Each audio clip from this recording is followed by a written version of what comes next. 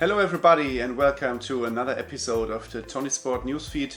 Today I want to give you a quick update about my Mugen Seiki MTC-3 touring car, which I'm running since quite a while now. After our introduction video together with Ronald Foker, I just promised that I will give you also an update from myself after running the car for several months, which is now coming to the point where I had some time to do it. And basically I can tell you that I'm super happy with the car so far. It's a lot of fun to drive it, to work on it, to maintain it, and to just work with this masterpiece from Mugen Seiki. Before we take a closer look onto the things I work with setup wise on the car, I will just give you a quick overview of the car I'm using. It is basically almost out of the box, and I have just added some options which I will explain later. First of all, I want to give you kind of a quick update about the components and electronics I'm using in my car. So on the power side, I'm just using a Hobbywing motor, 4.5 or a 5-turn depending on the track size, and also the latest Hobbywing speed control for the modified class, which I like a lot. It's super smooth to drive. You can adjust all the settings you need, and it's never letting me down. So on the electronic side, Hobbywing is my number one to choose. On the other side of the car you can see a Coyote battery. I'm running the Coyote 6800 battery packs since the start of the outdoor season, and they provided great power, super low internal resistance. They are really great, and I can highly recommend Coyote batteries at the moment, as they seem to be one of the best on the market, if not the best at the moment. It's always hard to judge batteries, but Coyote batteries, they are really top notch. Then I use the Power HD GTS2 servo in the car. I like the servo a lot. It's doing what it should do. It steers from left to right, and it's super precise. And what I like the most is that it's so small and compact, and even flatter than the S15, which I used before. So the Power HD GTS2 is a great servo with a super short wire, a clever wire exit out of the case. So many positive things to talk about. And last but not least, I'm using my beloved FlySky Noble NB4 Pro Plus radio together with the receiver with the antenna wire, and nothing than positive things to report about the FlySky radio. I'm using it for 2 years now, and it's absolutely super good. So this is what I'm using in my car, in my Mugen Seiki MTC-3. And now it's time to talk a little bit more in detail about the car itself. So first of all, the complete build was super smooth, and then I just started to drive the car on my home track, practice with it, and started to try some setup stuff. And what I noticed quickly is that it's very easy to work on the car, which I like a lot, especially when you like to change things which normally can be quite of a pain when wrenching on the car, and just removing and adding shims and all that stuff is sometimes not what's really funny in the world of RC. And on the MTC-3 I like that it's super easy to adjust the angle of the shock. You just need to loosen and tighten a small M2 screw on the upper shock tower, and then you can kind of slide the shock inwards and outwards in 2 different positions. So you have a super wide range of shock angle adjustment possibilities without any kind of steps. You know, you can adjust the shock angle however you want it to be, which is super nice. Another positive thing which I also like a lot is the option to raise and lower the height of the camber links on the inner bulkheads. It's also the same, just open the screw, and then you can slide the aluminum ball stud, which is in one part screwed to the bulkhead. You can raise or lower it, and you don't need to add or remove shims in this way. It's really great and gives you a lot of tuning options. So this is something I like a lot on the car. Generally it's easy to work on the car. You don't need a lot of shims, and when you change the height of the lower suspension arms, as the screws are kind of counter screwed together with a small aluminum plate, you can easily remove the lower arms from the chassis and add shims or remove shims without having parts falling out of the car all the time. So it's really cool, and this is super nice. So in generally, what I did with the car until now, most of the time I changed settings like motor mount screws. So I played around a lot with the flex, ending in a setting where I just used the one motor mount screw, the most rearmost screw in the motor mount. It works, it's no problem, because you have the small little pins which are securing the motor mount kind of in position on the chassis plate. So yeah, I played a lot with the motor mount flex, which I just can recommend, and in the same time you can also play with the flex of the top decks. You have a split top deck in the car, so a front top deck and a rear one, and you have different options to use more or less top deck screws when you mount the top deck onto the motor mount in the center of the car. And yeah, in the front and in the rear end you also have the options to use 4 screws or maybe only 2. And what I finally did in the front of the car, I was cutting the little carbon fiber bridge in the front section of the top deck just with a Dremel. I cut it to get a little more additional flex in the front, which was smoothing out the car a little bit on the track conditions I had on my home track. So that was what I was doing concerning the flex with the chassis and the top deck on my track.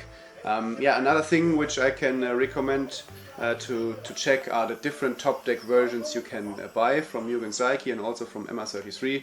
Some different ones are available from 2.5mm, 2.2, 2.0 and down to 1.6. There is a lot you can try and test.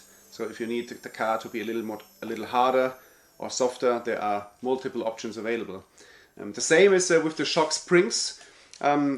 It's very good that you can use the springs which are coming with the kit on almost every track condition, so it works pretty fine. But I also recommend you to get some of the progressive springs to play around with.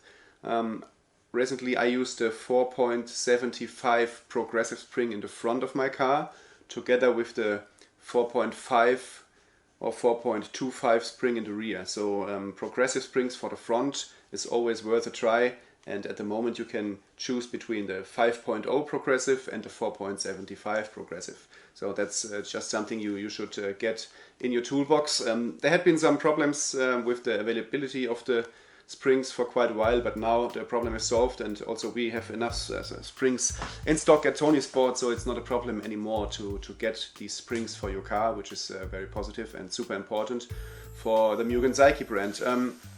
Yeah, this is what you can do on the shock and spring sides.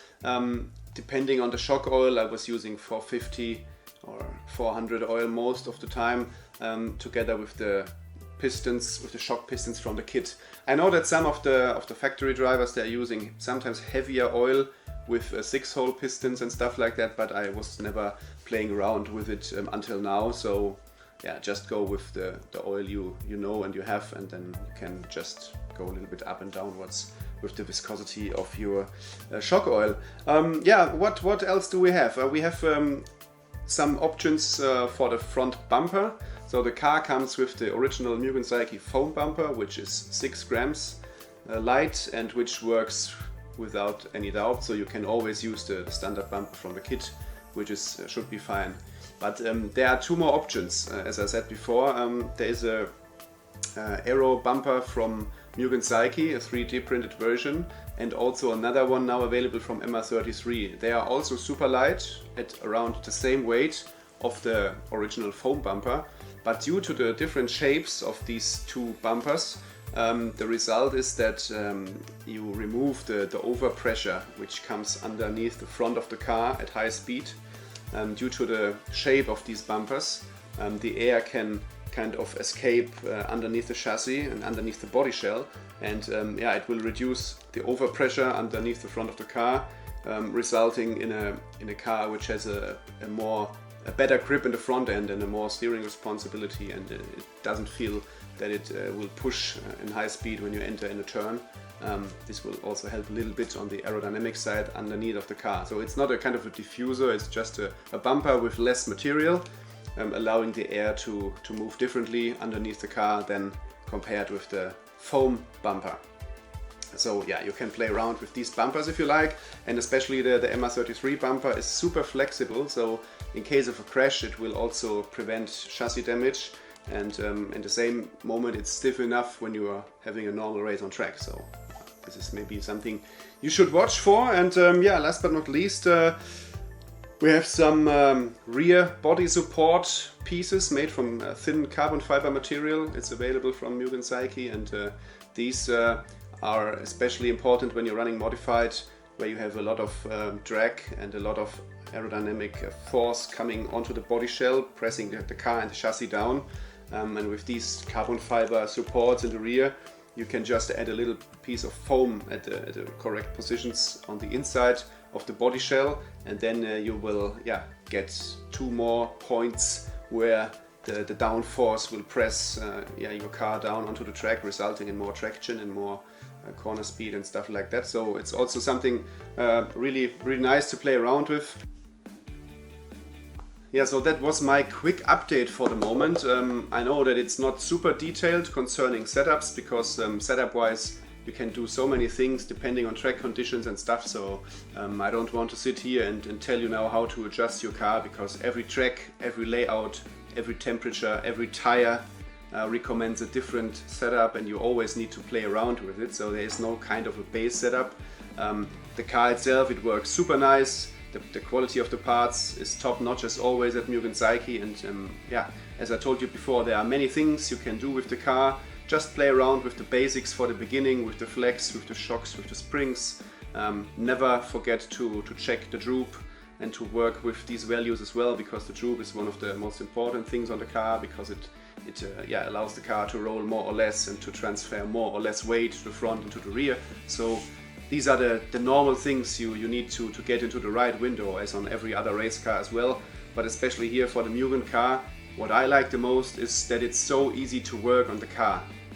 You want to change the angle of your shock, it's quickly done. You want to change the height of your camber links, it's quickly done.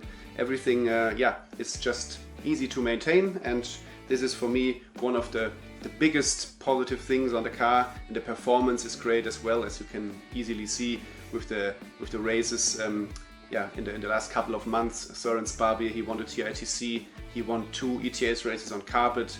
Ronald Volker just was on the podium at the ETS in Austria. He was on the podium at the European Championships in the Netherlands, and also won the German Nationals in Markt Oberdorf some weeks ago as well. So the car is good and ready to fight for the big steps on the podium.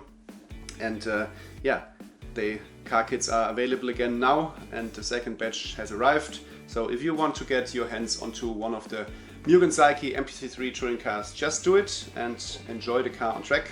If you have any more questions about the car, the setup and any other things, just contact me on my Facebook or just send us an email to ToniSport, and we will always try to help. This was our quick MTC-3 update video here at the end of the summer 2025. Thanks for watching the video, and if you have not subscribed to our YouTube channel until now, just do it and make sure that the bell is on, and you will never miss one of our video clips. And always keep in mind, race with ToniSport, you will never race alone. Goodbye guys, and we see us in one of the next video clips.